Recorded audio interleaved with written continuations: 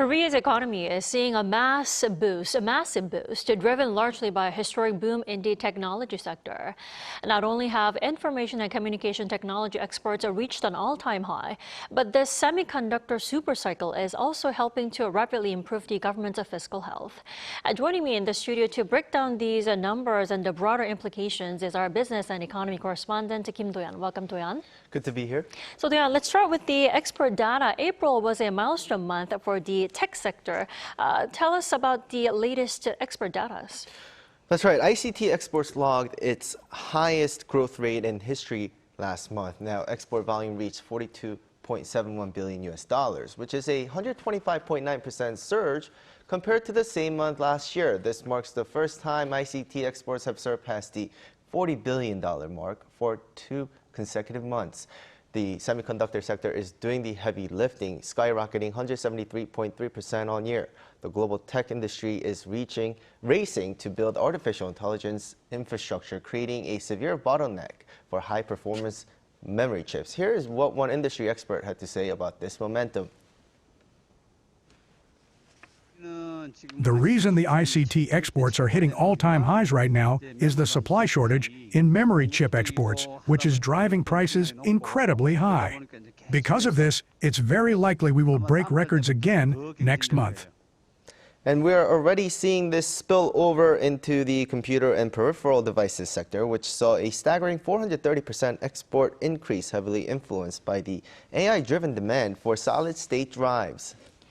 It's interesting how this industrial boom is directly translating into a national treasury. Now, the government's first quarter fiscal data released today shows a rather narrow deficit. Tell us more about that. Right. According to the Ministry of Economy and Finance, the managed fiscal balance, which indicates the government's actual fiscal state, posted a deficit of 39.6 trillion won in the first quarter. While still a deficit, this is an improvement of 21.7 trillion won compared to a year ago, making it the narrowest first quarter deficit in 6 years. This was driven by a massive increase in total revenue, which reached 188.8 trillion won. A closer look reveals that income tax revenue rose by 4.7 trillion won, fueled directly by increased performance bonuses for employees at semiconductor giants like Samsung Electronics and SK Hynix, along with other industries and government policies. But bonuses are important because a big portion of the bonuses are taxed. However, experts point out that relying so heavily in just one sector creates a dangerous optical illusion for the broader economy. Take a listen. Because of companies in a small number of industries, it looks like our economy is doing well and recovering. But in some ways, this is a severe polarization. The industries that are struggling are simply continuing to struggle. So while we can't say it's strictly just semiconductors, it is true that this is limited to a few industries and a few companies. Essentially, while the headline numbers and government coffers look phenomenal thanks to chips, other sectors of the domestic economy are still struggling, meaning the wealth is not trickling down evenly. Now, Do-yeon, you mentioned the performances, bonuses as semiconductor companies boosting national tax revenues. But ironically, at the same time, those bonuses are currently the source of a dispute at Samsung Electronics.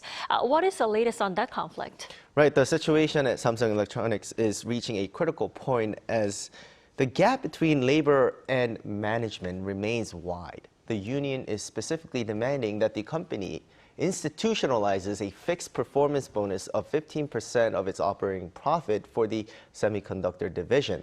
They're also calling for the removal of the current cap on bonuses, which is currently set at 50% of an employee's annual salary.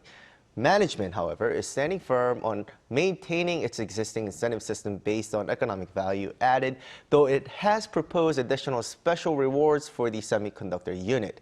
Following the breakdown of negotiations early Wednesday, May 13th, the union has set a firm deadline. They are demanding a response by 10 a.m. tomorrow, May 15th.